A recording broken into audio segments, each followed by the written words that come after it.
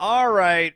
Some people right out of the gate with this one are probably going to be like, really, teching?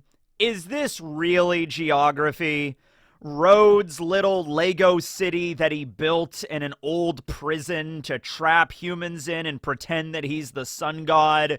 He goes down to the Elbaph craft store and buys some cotton balls and comes back and strings them up on some fishing line in his little room. And he cosplays as the sun god, and he has his little staff and he has his little deer skull helmet, and he walks in, he's like, "Fee, fi, fo, fum, humans, I am sun god, worship me." Is that really, really geography? And you know what? I mean, how many years have I been doing geography is everything? How many times have I said this already? I'll say it again one more time. Geography is everything! So I wish that you will stick around for this episode, as well as the next one, where we do Geography is Everything on a rock. And then afterwards, we're going to do Geography is Everything Duck Edition. Yeah. And then we're going to close it all out. Season finale. Geography is Everything. Your mom. Okay.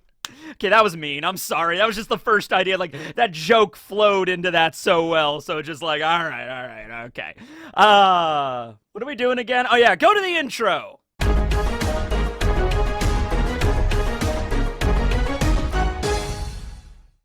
All right. Let's give this as much gravitas as I possibly can. Deep in the New World, in the land of war, the place where war began and the giants reigned supreme, there is a primordial place, the first land that has existed for tens of thousands of years, blanketed in deep snow and large mountain peaks. There lies a castle where the most dangerous and evil giants were imprisoned for millennia. Then, inside of the deepest dungeon of that accursed place, lies the land of the gods, a happy little village filled with a bunch of little animals that are just jumping around and hanging out and eating humans and then digesting them and then shitting out their skeletons all over the place. And there's the great tree Yggdrasil that all of the inhabitants worship, and a benevolent or malevolent, I always confuse those two, sun god that rules over everything with an iron fist and an iron net. Okay, so this is Road. Road is the navigator of the new giant warrior pirates, okay? And he was recruited by Hyrudin to revive the giant warrior pirates ever since the whole situation with Dory and Broggy. They're the next generation. They're the Pepsi generation of giants. I wonder if Elbaph is more for Coca-Cola or Pepsi. Leave your comments down below. Maybe they're like, no, they're RC Cola or something like that. I don't know. What is a very popular soda in Denmark or Sweden? I've never been, so I don't know, but let me know. That's probably what the giants drink. Anywho, Hyrudin, of course, was at Dressrosa during the whole events with Doflamingo and the Cordia Coliseum and the birdcage and everything, and he was saved by God Usopp, who, of course, we all know God Usopp is amazing, but Luffy is God Usopp's captain. So all of the people, all of the pirate captains that were saved by Luffy there pledged their loyalty to him, and they became members of the Straw Hat Grand Fleet. Fantastic. So Hyrudin was the captain of the new giant warrior pirates, and he did that. However, Road was not on board with that. Hyrudin comes back to Elbaph and he's just like, "Hey everybody, how you doing? Well, we're now members of the Straw Hat Grand Fleet. He saved my ass back at Dressrosa, and that was it. So we're listening to him now. And I owed a life debt to him, and that's what we're doing." Now, I'm sure a lot of the new giant warrior pirates did not care about this, particularly Stanson, who was also saved by the Straw Hats and Rayleigh, so he was probably okay with it. Gerd and Goldberg didn't seem to have much of an opinion, but Road, on the other hand, was like, "Oh, that's bullshit. No, I'm not signing up for this, Hyrudin. I signed up to be the navigator on a giant crew, not, listening to a bunch of humans, all right? Giants are superior to humans." So Road kind of has the whole Arlong sort of thing going on where fishmen are just naturally stronger than humans, so therefore they should be the ones calling the shots. Road is kind of like that as well. He's just a little, he's not as angry with it. He's more just kind of creepy with it. You know how it is, right? So the new giant pirates have a castle that's in the underworld. I don't know if this is Road's castle that he just took himself, like this is his house, or this is the base of the new giant pirates. It could be either or. So Road took one of the prison cells and he converted it into his hobby room, or his diorama room, as it were, okay? So inside of this one room, there's a door that you can use to actually access it, like a giant-sized door. And then there's like about 1/3 of the room is an area where Road prepares stuff to put into the diorama. So he has various Lego bricks. Lego was a company that was founded, it originated in Denmark. So there's the connection there to Norse mythology, Denmark, Elbaph, giants. So there's the connection there. He's also really good at sewing. So he has a sewing machine in there, and he makes little clothes for the people inside of his diorama, who he does kidnap. Let's just not forget that for a moment. Road has kidnapped many people, okay? He also makes little models and stuff, like little chairs and tables and stuff, and he has a Yggdrasil, which I'm not sure if Yggdrasil in the model is an actual plant or it's just like a fake plant you could go down to like a Michael's craft store and just buy. I'm not really sure how that works in there. But yeah, about 1/3 of the room is that, and he also has like a little fireplace area where Road works, and then the remaining 2/3 is the diorama itself that's enclosed behind steel wire cage with a screen door that Road can use to enter it and kind of stomp around the area like, ha ha ha, I am the god, you will rule, I will rule over you, yes. I'm sorry guys, it's my first day. It's like, it's okay, sun god, we understand. You're a giant that could step on us. We'll do whatever you say. There's also a one-way mirror, so Road can kind of, without even opening the door, he can look in and kind of see what's happening in the diorama, but they cannot see it from their perspective. So from their perspective, inside of the diorama city, everything is like reflected. If you've ever been in a room or a hallway that has really big mirrors in it, or you've just ever even been in a fun house, really, like the Hall of Mirrors kind of situation, right? It is kind of disorienting because it does seem to make the room way bigger than it really is, okay? So from the inside, I'm not going to say it's imperceptible because it seemed to me the people in the diorama were very much aware they were in a diorama. It's just they're not going to say that because the sun god is watching them and is going to come in and kill them if they weren't going along with the fantasy, okay? So Road is really into fantasy novels and D&D and things of that nature, and he probably reads a lot of manga, seems to act a lot like a particular kind of otaku, especially when he grabs Nami and he's like, oh yes, my Nami tasso. Oh, it's the ultra rare egghead version of Nami. I've been waiting for this one forever. I made a reference in the review. He's very similar to the comic book geek guy from that one episode of Powerpuff Girls from way back in the day. He's like, oh yes, I gotta capture Blossom and put her in the box and put her on my shelf. My collection will be complete. It's that kind of nerd. Okay, yeah. So they were aware they were in a diorama set, but they're not gonna say anything because it's Road would just probably kill them if they weren't playing along with it. He's like, you are going to be the rogue that's going to be dashing and going to stealth around, and then you're gonna be the wizard that's gonna cast spells. My name is Hank Hill, sun god. I live in Arlen, Texas, and I sell propane and propane accessories. You're a wizard now. Oh, darn it. Okay, goddamn, kick your ass. What was that? Nothing. I'm a wizard, expecto magico or whatever. It's just there you go. It's all right, so that's kind of what they were up to, right? So the first big location inside of the diorama, the first location we see from the perspective of the Straw Hats when they were captured and put in there, was Big Stein Castle. Fun fact, to this day, nobody knows what Big Stein means. It's crazy. Not a single person.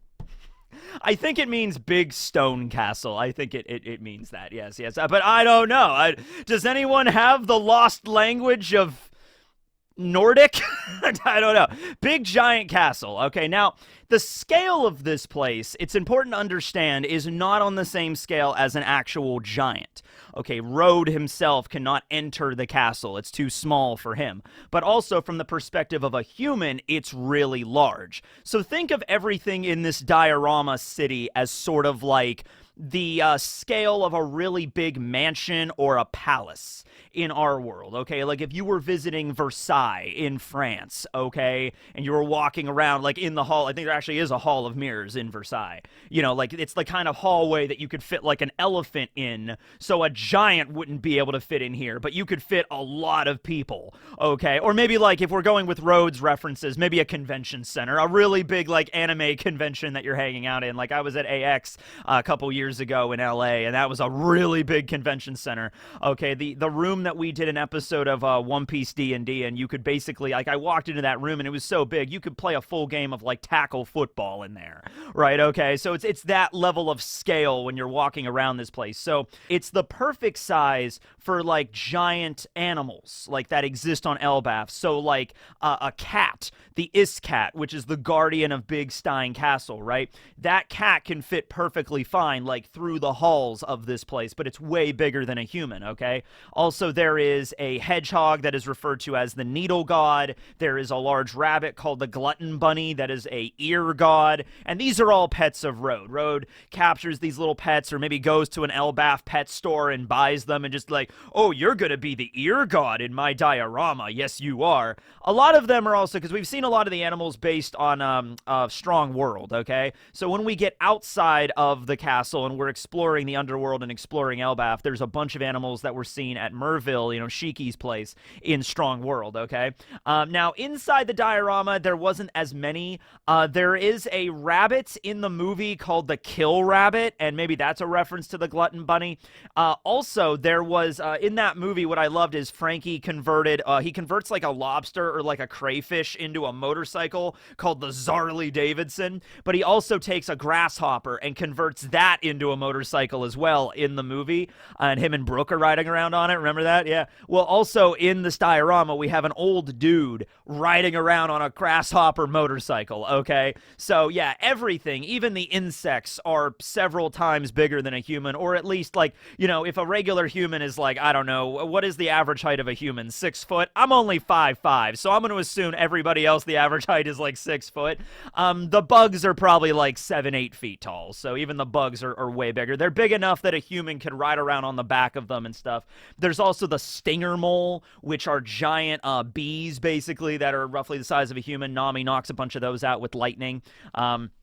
We have some other animals that are outside of the diorama, the holy temple guardians, but we'll get to those in a moment, right? Okay.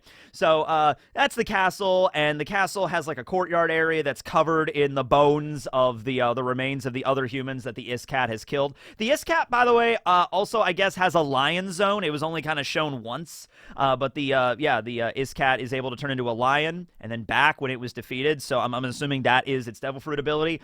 We were kind of like, oh, is this because the Straw Hats are all tripping out because they're on like the gas or the booze or whatever? You know, this was before we really understood what was going on. But no, they were knocked out by the sleeping belts outside of Elbaph, and then captured by Mugen, who was one of Rhodes' ravens, his like pet raven that brought him back over here. And they're like, oh, here's the Sunny and here's the Straw Hats, or at least half of the Straw Hats. And then Rhodes knocks them out again with more sleeping gas, rude, and then he puts them in the diorama with the outfits and everything like that, right? So, yeah, the situation there is they weren't hallucinating anymore. That cat could just turn into a lion.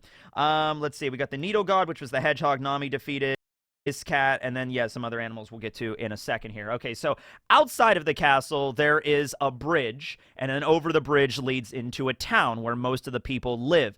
It's interesting because we've broken out of the Lego City, and the Straw Hats are now well on their way outside of the castle into the underworld. They're on a rope bridge, and Luffy jumped down to go talk to Loki. So I don't know if we're ever going to get back to the diorama city, but Rode and Goldberg and Gerd are all running out of the castle, and we know where Hyrule and Stanson are. They're getting a moose they're hauling up to the village. So the diorama is essentially left undisturbed right now. Like people, they could just leave, and the people did say they were. They're like, hey, this is our opportunity to get the hell out of here. So those people that were captured and trapped inside of the diorama, the Straw Hats did not really I mean, they talked to one of them. There was that old dude who we never learned his name, the guy that was riding around on the grasshopper. I just called him Old Man Grasshopper. We never learned his name. I guess he was the leader of the people in the village, but I guess he's leading them to safety. They're having their own D&D adventure right now, trying to get the hell out of the castle. So I hope we touch base with them at some point. I hope we find out at some point what they were up to, you know, if they got away and they were safe and everything like that. There's some other humans that are down below with Loki, humans that were, you know, wearing the cloaks and everything to not die from the wild animals. So there are humans on Elbaph. It's just interesting to see how they're gonna like interact with the Straw Hats and everything, right? So there's a small little village with some houses and stuff, and they eat food that is provided for them by Road. When Luffy killed the rabbit god, the ear god, and you know, ate him, they lit a fire, and it was that fire that caused a lot of the Legos to like melt. So like the plastic resin was like it stank, right? And so that it sucked. But I guess that means that the people of the village don't cook themselves because fire would probably be bad in this diorama. You know, Road does not want them to light the place up and burn the whole diorama down. So he feeds them like fodder. It's what it's called. The old man was like, yeah, head on into the village. We got some fodder left for you. So I imagine it's like once a day, Road takes like some freaking food, like cat food or whatever, comes in and just dumps it out for the humans and just like, here you go. And then the old man kind of distributes it. And he's also the one responsible for taking care of the Iscat and all the other animals in the diorama. So Road doesn't even take care of his own diorama. Road is just lazy. Road is just like, I'm going to kidnap some humans, throw them in my diorama, and then, you know, I'll give them food once a day, and then they'll figure out the rest of it. They're smart. They'll feed all my other animals, and if they don't, then I'll kill them. Whatever, you know. So, yeah, that's the situation. It's a hard enough life, I would say. Looking at this map, because Nami does find the map of the entire diorama, and you can kind of see what it looks like. It doesn't take very long to run from one side to the other. Anyway, there's this one little section that looks like a top, like a spinning top right here, and we never see what that building is. I was looking at it from all sorts of different angles to kind of see what it is. There's a large bridge, like an arched bridge, that goes over near Yggdrasil, and that's the only large structure I can see, and I don't think that's what this is, because this does not look like a bridge. It looks like some kind of merry-go-round or some kind of, like, circular building that's right there. We never see what that is. And then Yggdrasil itself is not in the center. It's kind of against the wall, so it's kind of this, like, forced perspective thing where from the mirror's perspective and with this tree placed up against it, or half of the tree placed up against it, this is why I think it isn't really a real plant. It's just like a fake plant that Road cut in half and then pasted it against the mirror. So, you know, from the perspective looking at it, the other half is created with the mirror. Okay, so that's kind of how you look at it, right? And they also mentioned that if Yggdrasil falls down, the country is done for. Like, the sun god will be really angry if they break his stuff. Nami also mentions that the clouds are not really clouds, they're just cotton balls. I'm assuming Road painted the ceiling blue and then maybe put some, like, phosphorescent, like, glow-in-the-dark paint maybe for stars, and there's a light bulb that's to mimic the sun. And so, you know, because electricity exists in One Piece. I mean, actually, you know what? We now learn about something from Stanson called the sunstones that might power things in Elbaph. So that might be their version of electricity, or like power generators, okay? So maybe Road uses one of those. Maybe there's like a sunstone to mimic the sun, and then he could turn that off at the end of the day, and it kind of simulates nighttime, and then he turns it back on in the morning, or some such like that, to simulate the day and night cycle. I imagine there has to be some way to mimic that inside of the diorama, right? Because Road is, if nothing else, a perfectionist, okay? He's creepy as hell and he kidnaps people, but he builds a damn nice diorama to trap the people in. That's all I'm saying. Anyway, other than that, other than the village and the tree and the castle, there's not really much else. I'm assuming Road would continue to build and add to it. I was even thinking, because it is in a jail cell, there's probably other jail cells around it, so Road could probably just knock out a wall whenever he wants to expand his diorama into another jail cell, and then just build more and more as it went on, if he would have been able to continue, which hopefully he will not be able to. Hopefully everybody will escape after this is all over, and Road will pay for his actions, hopefully, but we'll just have to wait and see, right? So, if you do manage as a human in the diorama to realize, hey, that's just a fucking mirror, mirror and I could just break out of here.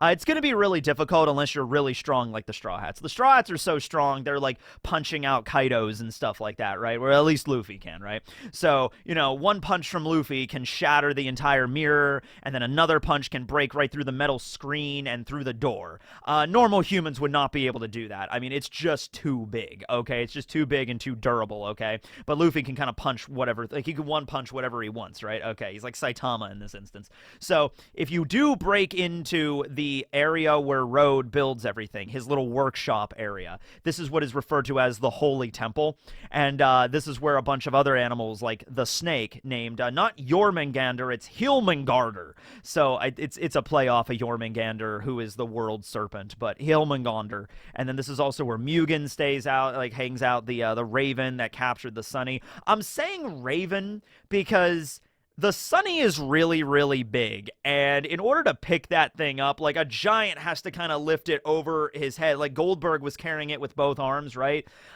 Ravens are typically much bigger than crows. When we were in London this past year with Visit Rustage and everybody, we went to the Tower of London, and they saw that they have the ravens out in front, and like, oh my god, these ravens are massive. So if these ravens are that big in our world, imagine how big an Elbaph raven would be. It'd be freaking huge, right? So I'm assuming Mugen was a raven. And also, it's Odin's two ravens that hang out on his shoulders, Hugin and Munin, thought and memory. So there it is. There's a reference there. Then we also have a bunch of rats, which I don't think the rats were actually given a name. I don't think they were called, like, you know, the squeaky gods or the cheese gods or anything like that. No, they were just a horde of rats. And I mean, also, here's another thing about Road that you could say: he's a really good animal trainer. If this was D&D, he would have a really high animal handling skill. He is like took proficiency in that shit because these animals do like everything he tells them to do. He orders them to like guard this room and kill anybody that comes out. I mean, they'll do it, okay? So giant snake, horde of rats, and a huge raven. I mean, that'll capture or kill anybody that leaves, except the Straw Hats, because Luffy's got Gear 5th. He didn't even need to go Gear 5th to destroy the freaking, like, to wipe out the snake, but he did because he's Luffy. Like, giant snake, Gear 5th is like, oh, wow, boom. But yeah, any other human that ended up there would have died, and that's what Old Man Grasshopper said. He's just like, yeah, anybody else that tried to leave this place ends up just dead, okay? So the opposite side of the wall where Yggdrasil is literally just a stone wall, like of masonry that was built with giant arms, okay? Because it was originally a detention center that was built to capture giants, so humans are definitely not breaking out of this place. In fact, I would argue, like, even if you go back to, like, the pre-time skip Straw Hats, I feel like they would have a hard-ass time trying to get out of this diorama. So that's the thing. The Straw Hats are really, really strong. I wish we would have spent a little bit more time in the diorama city. Just maybe, like, 1 or 2 more chapters. I know we got to get to Elbaph, and there's a lot of stuff with, like, Loki and, you know, the Devil Fruit, and Hyrudin is apparently the son of the king, and then Shanks is also involved. There's a lot of other shit we had to get to. But I was like, just 1 or 2 more chapters in that diorama city would have been really fun and interesting. And yeah, I think if we go back to, like, before the Straw Hats knew hockey, like Sabaody era Straw Hats, I think Luffy using Gear 3rd would have been, he wouldn't have been able to one-shot that building. I think he would have been stuck and be like, oh man, we gotta punch through this a couple of times. They would have had maybe a little bit more trouble if it was, you know, those Straw Hats. But these Straw Hats are way too damn strong. Zoro and Sanji break out of the steel net that Road tried to use to capture them. You know, and Luffy just, you know, mini Gear 4s his way through the wall into the real Elbaph, so, you know, there's no issue here. But yeah, that's basically all we get from Road's diorama Lego City, or as he calls it, Land of the Gods. Yeah, Land of the Gods. Good job, Road. You built a good model. You should be so proud, Road. You should be so happy you built that Lego City. Good job, Road. Okay, yeah, so Road got electrocuted by Nami, and that was pretty nice, and he's still chasing after the Straw Hats. I hope Goldberg and Girth just beat the shit out of him when they find out what was happening, when the Straw Hats tell them what he did. Yeah. Now, remember, Elbaph is also the home of it's where war started, and Loki mentions that there's a lot of humans down in the First World that were, you know, basically trespassers or criminals that were cast down here, so I don't think the giants at large are really gonna give a shit that Road's been kidnapping people. They care about the Straw Hats because the Straw Hats are allies of them, right? They care about them. And Gerd was just like, yeah, Road is kind of really creepy. I don't even know why Hyrule didn't let him on our crew. And it was like, yeah, well, because he's a good navigator, that's why. And then because he's a navigator, he was able to lay out this city really well, right? That's just how it went. But anyway, yeah, that's the land of the gods. I don't know if we're ever going to see it again. Probably not. Hopefully we at least get to see what happened with the humans that were in there if they were still in the castle. Because if they left the castle and they're in the underworld, that's pretty dangerous. I don't know if they're going to be able to just leave.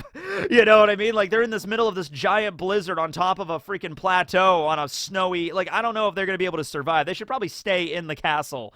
And then, you know, the Strahds tell them about, hey, there's a bunch of other people imprisoned in there. You should probably let them go. And Gerd is just going to be like, oh my god, Road, why do you have to be like this? And just like, Road's like, I like my city. It's like...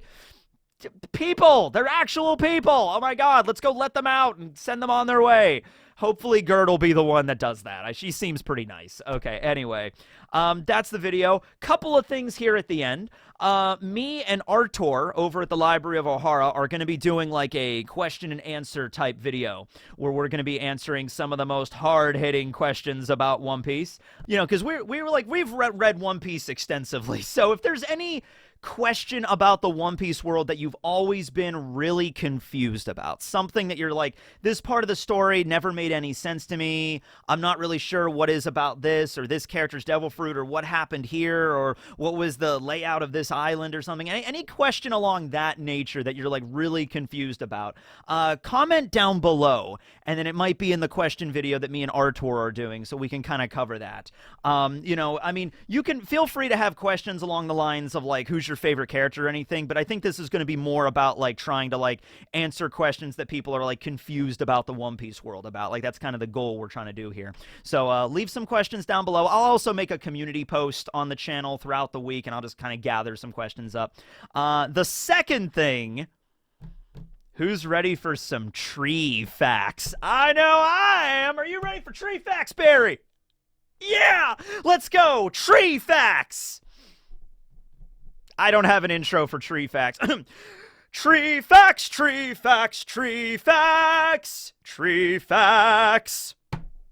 All right, starting with the letter A, we have the acacia tree. Oh, and that's a fun word to say. Acacia. Acacia.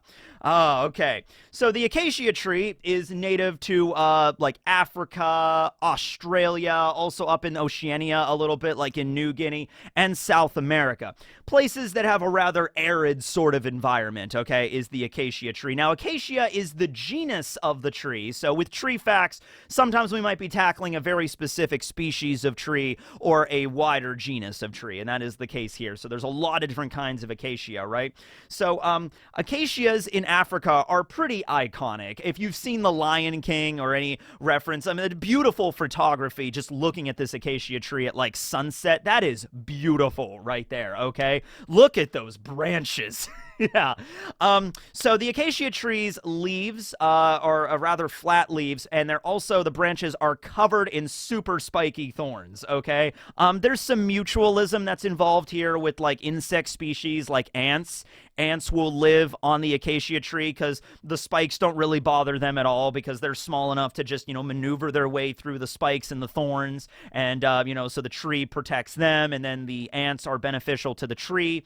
And so that kind of leads to this kind of like mutual thing there. In Africa, giraffes actually have specialized mouths and like tongues in order to, well, they don't, okay, so they can eat the thorns if they have to, but basically the tensile strength on a giraffe's tongue is really good. They can extend their tongue and like maneuver it really well. So they can basically just strip the leaves off the acacia trees without even touching the thorns. But even if they get poked every now and then, it doesn't harm them none, so it's not going to pierce their tongues or anything like that. So same thing with elephants. Elephants have a really good maneuverability with their trunk, and they can kind of just like avoid the, or you know, bypass the thorns. But a lot of other animals are unable to do that, and so that's the reason. That's how the acacia tree protects itself there.